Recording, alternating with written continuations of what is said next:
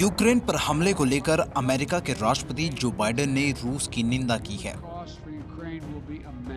राष्ट्रपति बाइडेन ने कहा कि हमें पहले से अंदेशा था कि रूस यूक्रेन पर हमला करेगा, लेकिन यूक्रेन में सेना भेजने को लेकर बाइडेन का फैसला आप सभी लोगों को चौंका सकता है। राष्ट्रपति बाइडेन इस बात को लेकर स्पष्ट हैं कि वे यूक्रेन में अपनी सेना नहीं भेजेंगे।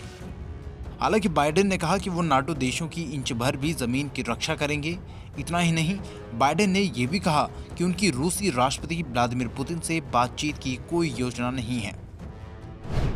बाइडेन ने कहा कि पुतिन हमलावर हैं, उन्होंने युद्ध के रास्ते को चुना, लेकिन पुतिन और उनके देश रूस को इस हमले के नतीजे भुगतने होंगे।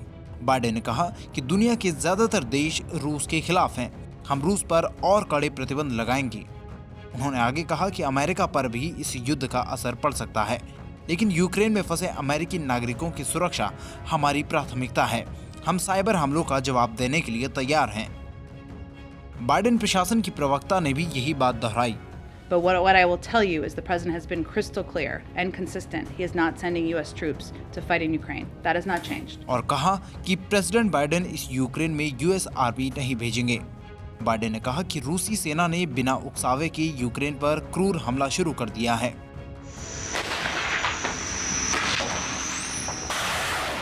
उनका कहना है कि ये एक पूर्व नियोजित हमला है जिसकी योजना महीनों से बनाई जा रही थी।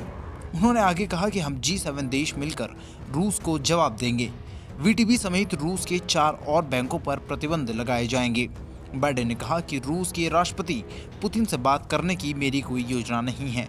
वो पूर्व सोवियत संघ को फिर से स्थापित करना चाहते हैं। मुझे लगता है कि उनकी महत्वाकांक्षा उस जगह के बिल्कुल विपरीत है जहां इस समय हम हैं। रूस के हमले के बाद यूक्रेन में तबाही मची हुई है। यूक्रेन की राजधानी कीव सुबह सुबह बहुत तेज धमाकों से दहल गई। इसके अलावा यूक्रेन के शहर कोनोटोप को भी रूसी सैनिकों ने घेर लिया।